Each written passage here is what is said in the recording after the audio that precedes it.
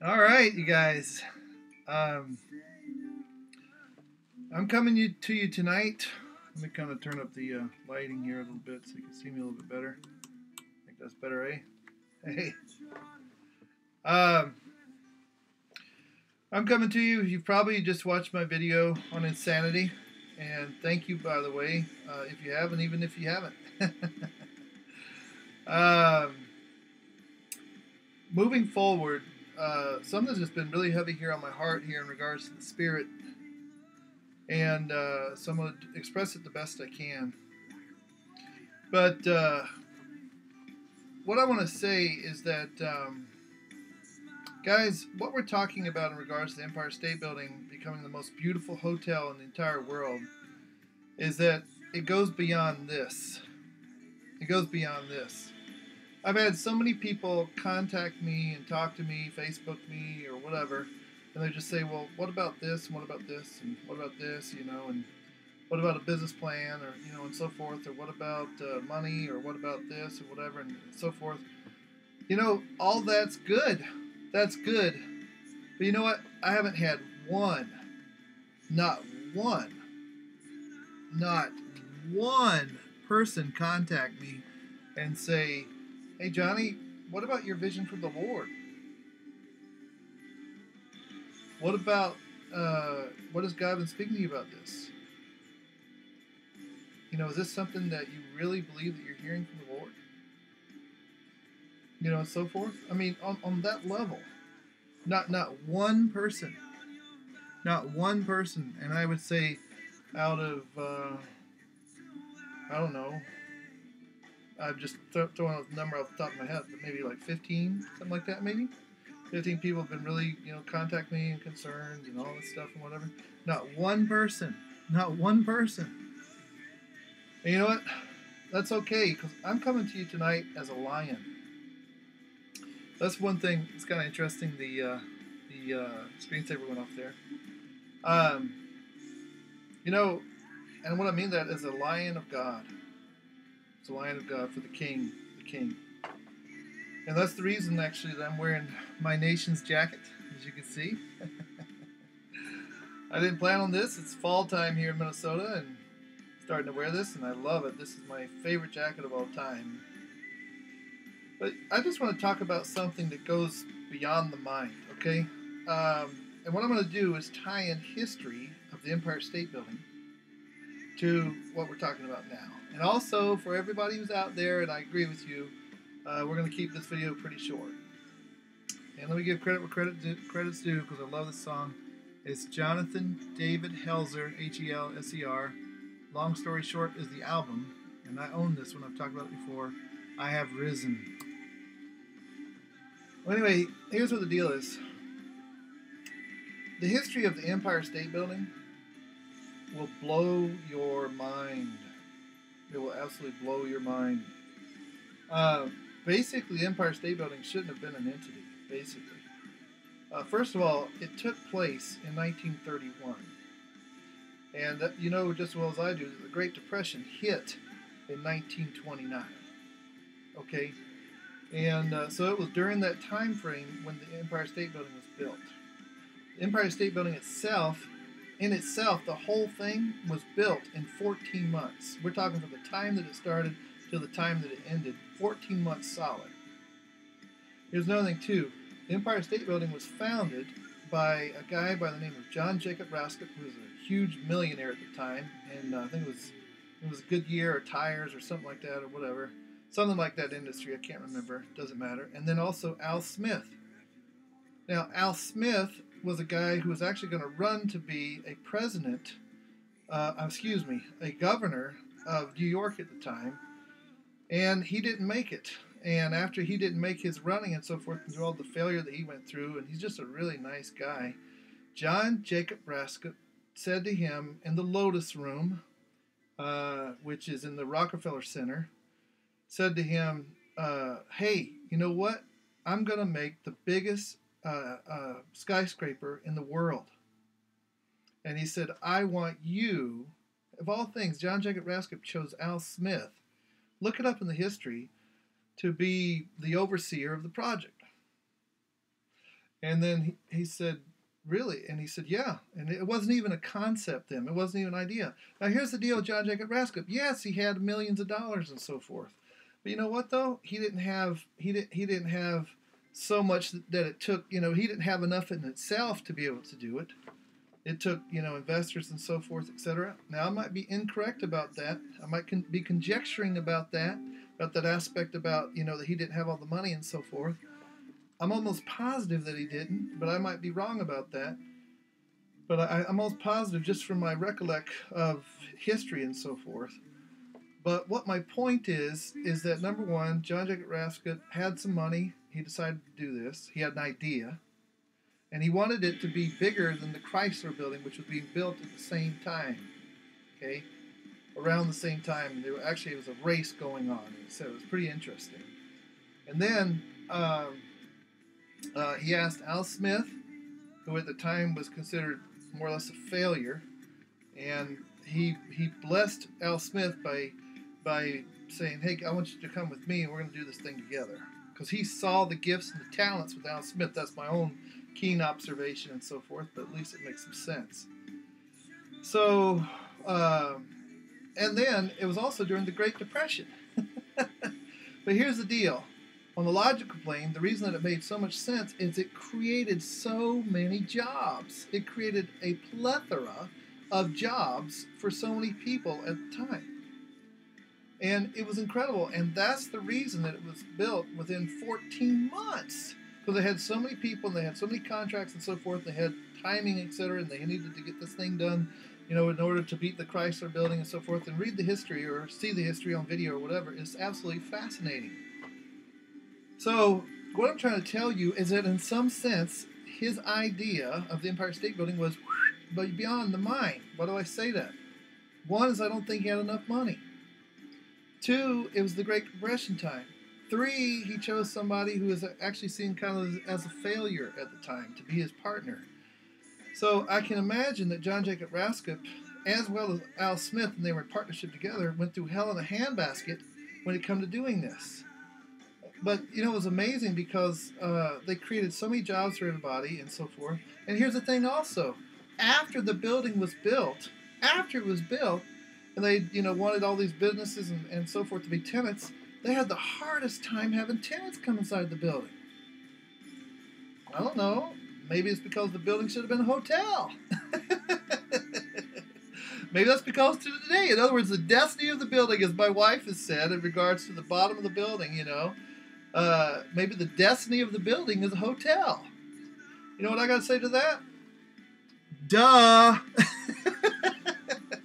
And if you also look at the history of the Empire State Building, they have had quite a bit of challenges being able to keep that building afloat and keeping it going, tenants being in it, and so forth. Yeah, it's had its, ups and downs. It's had its glory days, but it's had most of its down days.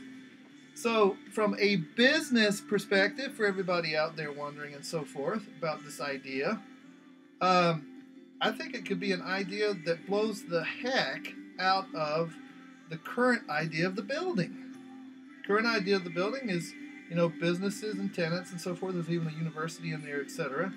But they're still just barely staying afloat. Now, yeah, they had $550 million of renovation inside of the building. But, that should tell us something, shouldn't it? They had to invest more money in order to make something work. Anyway, I think it's interesting in light of what's going on throughout not just the United States, but worldwide in regards to the economy. But this is the time when the Lord speaks this idea about the Empire State Building becoming a hotel. I think that's phenomenal. And I give all glory to the Lord. And to me, that's beyond the mind. God takes the foolish things of the world and he confounds the wise. It's beyond the mind. When I say beyond the mind, I'm not saying he doesn't use the mind, but I'm saying it's plus the mind plus something else, which is him. He's not, so many people get the idea that God's just related to the mind. He's related to the cerebellum, and so forth. And he is to some degree, but he's also related to the spirit. And he's related to so many other things and so forth. So we've got to take it all into account.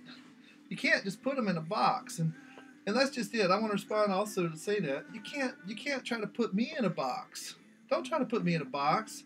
Don't try to say, Well, Johnny, you need to dress a certain way in order to address business people. Wrong. Well, Johnny, I feel like you need to do this in order to do that. Wrong. Like I said before, if something makes sense, I'm going to weigh it out and so forth and move forward. And definitely, anybody knows me that I will be humble and teachable, etc.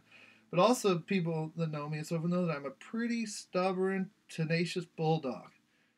And doesn't it make sense that the Lord would do that in order to do a project like this? That He would choose somebody who would be that way? Yeah, I think it kind of does. So, all glory to the King, And I'm not saying that my stubbornness and tenaciousness and so forth is necessarily, a God-given thing, although it is God-given to some degree. There's, the aspect of the flesh and so forth, sin and etc. But there's also the aspect that it takes that kind of drivenness and that passion and that tenacity and that focus and so forth to stay on course in order to get something done. And that's definitely me. And then the other thing I mentioned too also is about being a team leader. And I pray God that that's me as well. That's something I've had to grow into. Sorry, guys. Got the old things going on. Anyway, we're approaching 11 minutes, which, for me is fairly short. But anyway, I do have a lot to say, and so I'll save it for the next video. But I will mention this really quick. Here's something that will blow the mind. I have not one, not two, not three, but 4 international invitations for speaking. And guess what? I'm going to speak on the Empire State Building. And I'll use this one. Make sure there's no spiders. Spiders, good. Thank God. Anyway, so that's one of the reasons I'm wearing the international jacket. There's what was that? Japan and France is on this side. There's Britain on the back. You can see that. Brazil. There's Germany. Here's whoops, Korea. And then there's stuff on the back, but we'll deal with that later sometime maybe. But I have 4, and you know what? That is a dream come true. God is amazing because that is something that I've always wanted, is to be able to travel the world and minister to people and meet so many different people. So for those people who are in Hyderabad, India, Lahore, Pakistan, Tel Aviv, Israel, also Kampala, Uganda, and then Monrovia, Uganda, and that's 5. So actually there's 4 of them that have invited me for speaking, but one of them invited me to visit Tel Aviv, Israel. So maybe it'll be a speaking engagement. I don't know. I think, oh, that's awesome. Anyway, it's a wonderful thing, and I so look forward to it. And anyway, guys, there is this aspect about going beyond the mind, and so that's what I'm going to title this, Beyond the Mind, and then tying into the history. So I hope that encourages everybody to be able to press on and go beyond the mind, and I will end with this: into the Spirit. Into the Spirit of the living God. Because in that realm, He takes us beyond the mind. He still uses the mind, but He also takes us beyond it a little bit into another dimension. And guys, that's the dimension that I'm operating in here, by the grace of God. And that's the dimension that anybody who's been obedient to the Lord and has had certain things to do in the past, i.e. David in the scriptures, King David, Noah, Moses, Jesus, Paul, Priscilla and Aquila, just to name a few, and so forth. Deborah of Israel, Esther of Israel in the book of Esther in the Bible. Every single one of those guys had to go beyond the mind. Look at Esther, for instance. Esther was supposed to go before the king, right? But if she appeared before the king, she'd get killed at the time. Look up the story. I don't have time to go into it and so forth. Very fascinating. But through faith and trust in God, she decided to go before the king. Even at the the reality that she would have died, she still went there to be able to go save Israel. So that's the type of tenacity, that's the type of courage, that's the type of foresight, that's the type of venturing forth, that's the type of faith in God that it takes to be able to accomplish and be obedient to what he wants us to do. So with that, I'll say this. Continue to pray for me, please. The intensity and the disagreements and so forth are getting kind of intense, and that's okay. No big deal. In the Christian language and Jewish language, that has to do with warfare, because guys, if you don't think we're in a different realm or in a spiritual realm, you got another thing coming. There's a lot of demons flying around, and there's a lot of angels flying around, and when you have both of those together, that's war, baby, war.